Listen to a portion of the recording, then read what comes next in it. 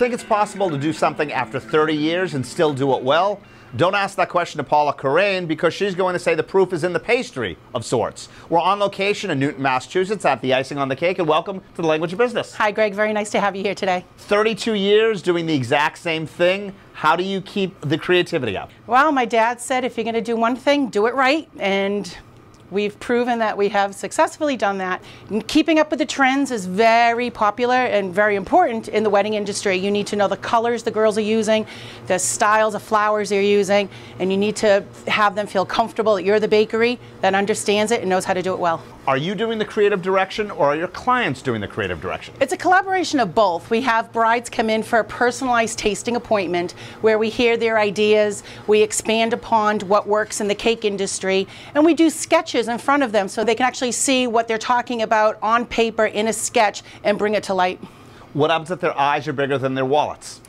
We like to say we have a cake for every budget. So it's a little bit of come up and down. We'll meet you halfway. But we definitely have ideas on ways to help your budget. Maybe do a smaller cake on display and have a backup cake in the kitchen for more servings. That means you're only paying for a show cake and then extra servings, which will always be discounted. After all these years, do you consider yourself an artist or a business person, or maybe both? I wear many hats in the industry. I would say my first hat is a businesswoman. My first love is pastry arts. So it's in my heart and on my head. And in terms of your love, is all that profitability created equally?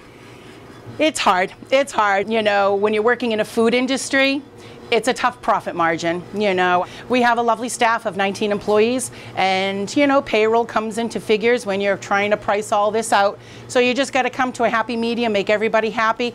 But for 32 years, we've been doing it, and we've been making a profit. Are there certain cakes that are higher profit margins to you?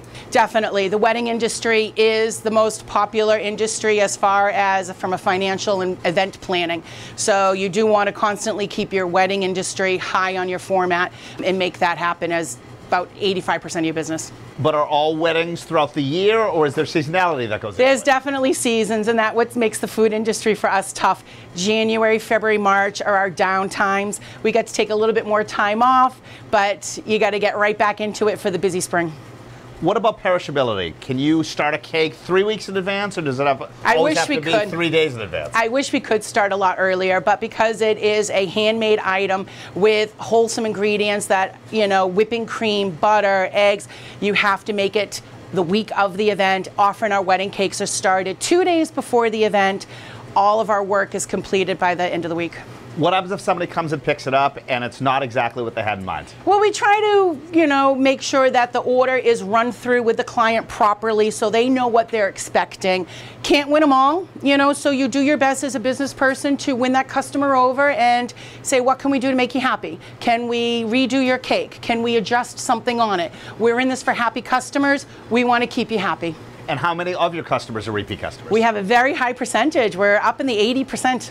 They're repeating for the quality of the cake. Not only is it a beautiful cake to look at, but it's an awesome cake to eat. So it's not all about looks with us. You got to get to the inside of the cake to taste that fantastic cake. So can you walk us through your product assortment? Wonderful. When brides come in for a tasting consultation, this is what we present. They get to pick their top flavors that they'd like to try. Carrot cake with a cream cheese filling. Lemon velvet, which is lemon cake, raspberry, lemon buttercream, the decadent chocolate mousse, chocolate hazelnut, double chocolate raspberry, golden raspberry. This is just an assortment of the 15 flavors we offer. Are these your best sellers? These are. Okay. Not necessarily the ones that have the higher profit margin. No, chocolate's always very decadent. It gives a nice end of a meal. Golden raspberry, lemon velvet for something a little bit lighter, but since the fall, the carrot cake is a nice harvest fall feel. So which would you recommend we start with? I think you should start with the golden raspberry. All right. Very, very good. And I think you should also try a little bit of our buttercream. We're known for our buttercream since we based the name of the company on it. Excellent. Very, very good. Thank you. And this, you said, is the decadent chocolate mousse? Yes, you want to dig into some of that chocolate mousse filling as well, Greg. Excellent. And what do we have over here? We do an assortment of cupcakes, and we have cupcakes on sale every Friday and Saturday. Most of our other product is based by order only, but if you're hankering for a cupcake, the people from the gym come over after workout and buy a cupcake. And our very cool language of business cake? Yes, we do a lot of corporate work, and logos are a specialty, and what company doesn't like to see their logo in buttercream? Absolutely. Paula, thank you. Thank you, Greg. Paula Kirrane with the Icing on the Cake, on location here in Newton, Massachusetts.